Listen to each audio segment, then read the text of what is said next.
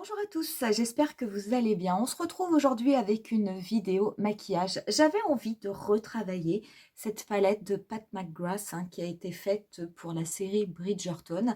Et j'avais surtout envie de travailler ce fard Regency Blue que je n'avais pas tellement utilisé lors de mon premier tutoriel. Aujourd'hui, on va le mettre à l'honneur. Ce fard, il faut savoir, je vais vous montrer comment il est. Voilà comment il fait. C'est vraiment absolument magnifique, magnifique.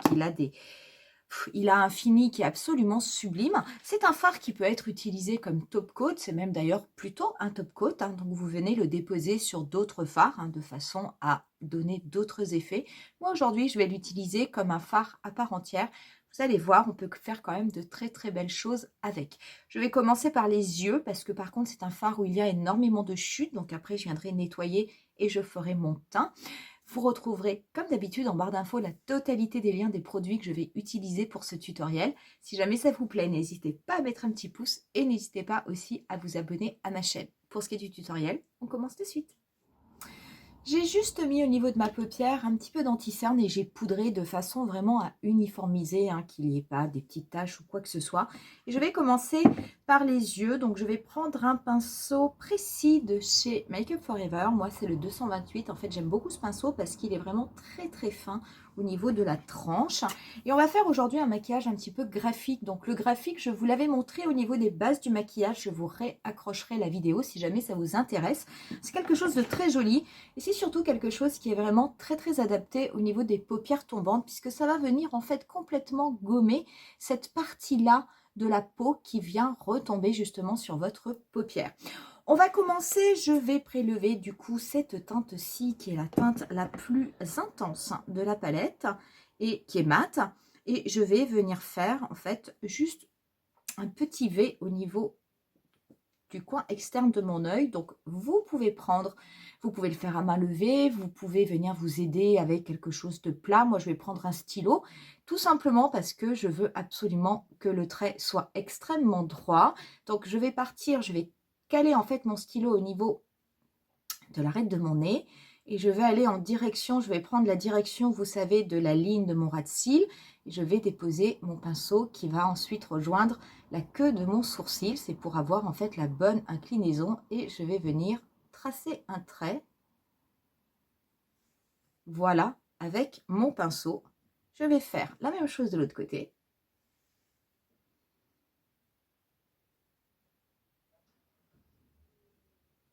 Voilà, on a quasiment fait le plus dur, je vous assure. Ce qui est important dans le graphique, c'est surtout que ce trait soit extrêmement droit. C'est pour ça que je me suis aidée d'un pinceau. Vous pouvez vous aider d'un bâton de buis, vous pouvez mettre des scotch, vous pouvez faire tout ce que vous voulez. Ce qui est important, c'est que le trait soit droit. Je reprends ensuite mon pinceau et je vais venir faire l'autre trait. Donc l'autre trait, en fait, je vais partir de la pointe de mon premier trait et je vais venir tracer un trait très très droit. Donc il faut bien avoir l'œil ouvert, il faut bien regarder son miroir en face et vous venez tracer, hop, votre trait et votre trait va naturellement venir rejoindre votre pli paupière.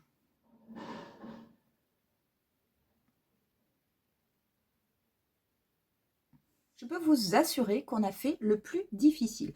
Qu'est-ce qu'on fait après? On va venir faire du coloriage.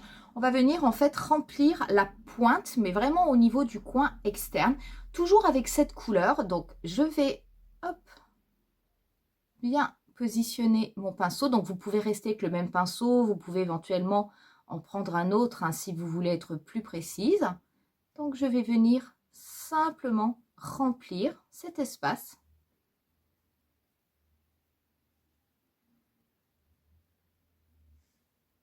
On va passer à la deuxième étape. Je vais venir mettre une autre teinte avant de passer au bleu, qui va être une teinte de transition.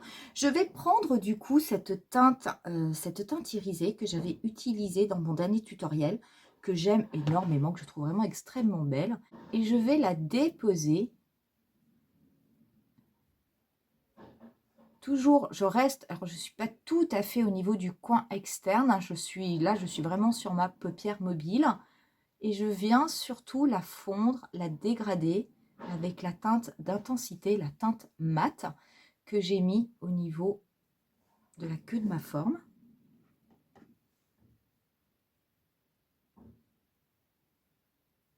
L'avantage de commencer par les yeux, bah, c'est que je ne vais pas du tout m'intéresser ou me préoccuper des chutes, puisque je viendrai nettoyer après. Et cette teinte, elle est vraiment là pour ça, en fait, pour faire transition entre les deux couleurs.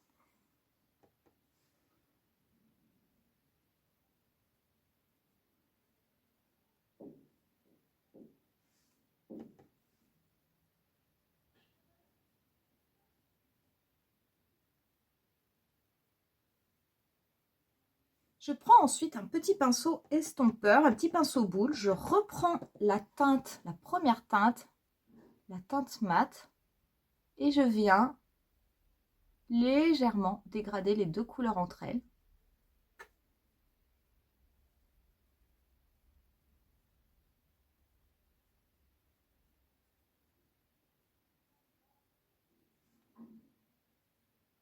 Je prends ensuite un pinceau ombreur. Moi, c'est toujours un pinceau de chez Make Up For Ever. Et je prends cette sublime couleur Regency Blue que je vais appliquer sur le reste de ma paupière mobile. Donc, je vais partir vraiment du coin interne. Je vais bien la dégrader au niveau de mon pli paupière. Je vais la reporter sur tout le reste de ma paupière mobile et venir la faire connecter avec la teinte irisée que j'ai déposée juste avant. Cette couleur est absolument, absolument magnifique. Très honnêtement, même si c'est une couleur top coat, moi je trouve qu'elle est très très belle en étant utilisée comme un fard classique, hein, toute seule. Elle est pleine de reflets. Donc je fais attention à bien la dégrader avec ma teinte intermédiaire. Je fais surtout attention à bien dégrader au niveau de mon pli paupière.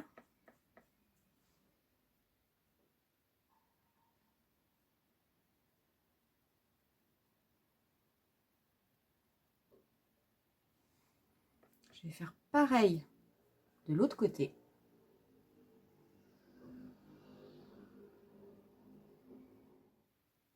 Je vais simplement, parce que je l'ai appliqué sec, je vais voir si éventuellement avec le doigt, oui, ça va encore intensifier. Je vais en mettre un tout petit peu au niveau du centre de ma paupière mobile. Alors vous savez, Pat McGrath a sorti ce qu'elle appelle une sorte de magic wand, quelque chose comme ça. En fait, c'est un stick c'est un stick assez gras qui ressemble un peu à un baume. Vous l'appliquez au niveau de la paupière et quand vous venez déposer ce type de fard, ça intensifie énormément la couleur. Moi, je ne l'ai pas, il ne se vend pas en France et je ne l'ai pas commandé sur le site de Pat McGrath. Mais très honnêtement, moi, je trouve que c'est déjà très très intense et à la rigueur, pour peut-être un petit peu plus intensifier, je vais tout simplement appliquer du Fix Plus. Ça sera nettement suffisant. Je ne suis pas certaine que ce produit soit vraiment utile, indispensable. En tout cas, sachez qu'il existe, même si on ne l'a pas encore en France. Mais moi, je trouve qu'il est quand même assez cher parce que je crois qu'il coûte pas loin de 40 € simplement pour venir déposer une base sur la paupière et accentuer l'effet scintillant. Mais bon, moi, je trouve que c'est déjà extrêmement, extrêmement scintillant comme ça. Et vous voyez, en l'appliquant avec un peu de fixateur, on a quand même un effet qui est déjà plus intense. Mais sans fixateur, ça fonctionne aussi parfaitement. Vous avez vraiment l'impression d'appliquer une teinte limite métallisée sur les yeux. C'est très très beau. C'est vraiment très très beau. C'est pas du tout, ça n'est pas léger, hein, ça n'est pas passe-partout, hein, mais moi j'aime beaucoup. Je trouve que c'est vraiment extrêmement beau. Voilà, je vais en rester là avec le bleu. Je vais reprendre par contre, je vais reprendre mon petit pinceau boule et je vais venir juste bien fondre le bleu et la couleur intermédiaire de façon à ce qu'il n'y ait pas de démarcation brutale, que ce soit quand même beaucoup plus joli, hein, au niveau du visuel. Et voilà. Par contre, je peux vous assurer qu'on a plein de chutes. D'où pour moi l'importance, vous voyez, d'où l'importance de vraiment faire les yeux en premier quand on est sur ce type de maquillage. Parce que même en mettant de la poudre, je ne suis pas sûre que ce soit suffisant pour faire partir tous les petits dépôts et toutes les petites paillettes que vous pouvez avoir.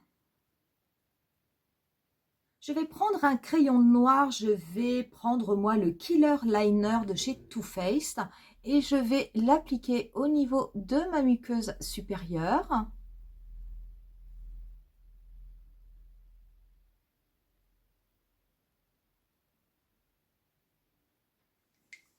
Je vais également faire un trait de liner, je vais me servir de mon liner They're Real et je vais appliquer du mascara. Aujourd'hui, je vais appliquer le Monsieur Bic de chez Lancôme et je reviens avec vous pour finir le maquillage. Voilà, j'ai fait le teint avec le teint Idol Ultra Wear de chez Lancôme et le fond de teint et l'anti-cerne. J'ai poudré, j'ai fait mes sourcils, j'ai dépesé mon mascara et on va pouvoir venir terminer le maquillage. Donc je vais me resservir de mes blushs. Par contre, au niveau de l'highlighter, je ne vais pas utiliser celui-ci. Je vais prendre l'autre, le incandescent Gold. Donc je vais reprendre un petit pinceau biseauté et la couleur du milieu que je vais estomper au niveau de ma joue.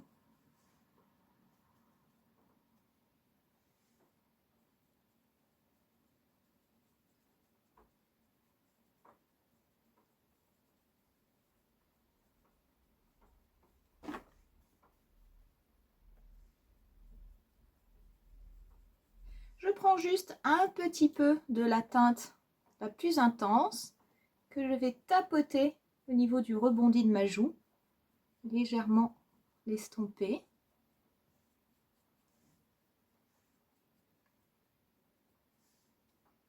Pour l'highlighter, je vais prendre celui-ci que je n'avais pas pu utiliser la dernière fois et que j'ai trop hâte d'utiliser. Je vais garder un pinceau de chez Make Up Forever.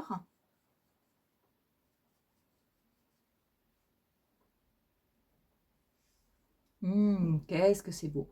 Donc, je vous avais dit, en fait, j'avais pas pris l'autre qui était beaucoup plus or parce que c'était beaucoup trop intense pour ma peau. Celui-ci, par contre, il est vraiment parfait parce que c'est une teinte or, mais un peu platine. C'est vraiment très beau. Je vais en mettre un peu au niveau de l'arête de mon nez. Peut-être au doigt. Ouh, c'est intense, hein? Ouh!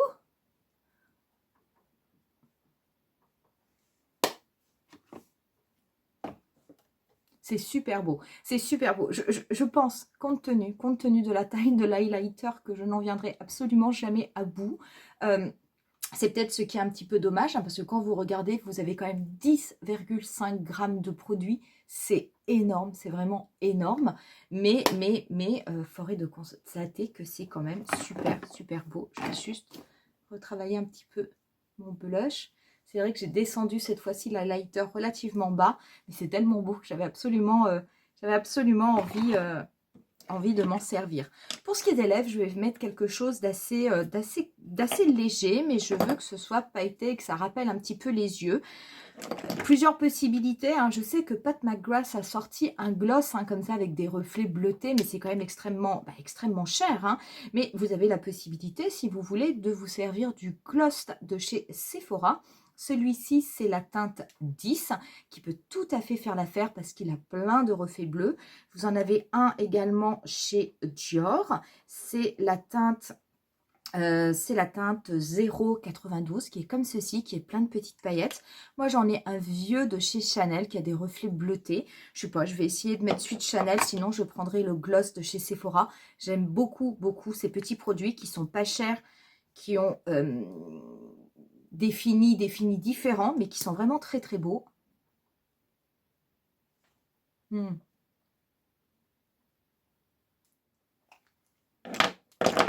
Je vais mettre un petit peu de spray fixateur. Et on en aura terminé avec ce look. Quoi vous dire? J'adore cette teinte bleue. Moi, je la trouve très, très belle. C'est vraiment extrêmement, extrêmement, extrêmement beau. Cela se voit, c'est quelque chose qui est assez intense, mais c'est quelque chose, en tout cas pour moi, qui est tout à fait portable. C'est vrai que je vous fais pas souvent des graphiques, c'est une erreur, hein, parce que c'est vraiment très, très beau le graphique et ça n'est pas si difficile que ça à faire. En tout cas, cette petite palette Bridgerton, je veux dire, même si elle coûte une fortune, c'est vrai que je l'adore et je trouve que vraiment tous les fards fonctionnent extrêmement bien, se travaillent très très bien. Le seul défaut là où il faut faire attention, c'est qu'il y a énormément de chutes, donc vraiment je vous conseille de faire attention si vous voulez le travailler. Commencez peut-être par les yeux, sinon ça risquerait vraiment de venir abîmer votre teint. Voilà pour cette vidéo, voilà pour cette petite palette. Je vous referai un dernier tutoriel où cette fois-ci j'utiliserai plutôt cette teinte rouge et celle-ci que j'ai très très peu utilisée. Euh, je vous le ferai dans pas trop longtemps, mais bon, pas tout de suite. Je vais essayer de vous montrer d'autres choses. J'espère en tout cas que cette vidéo vous aura plu et si jamais vous avez cette palette, j'espère en tout cas que ça vous donnera envie de recréer ce look. Je vous laisse moi avec quelques photos du look final, comme d'habitude. Je vous dis rendez-vous à très bientôt pour une nouvelle vidéo. Bye!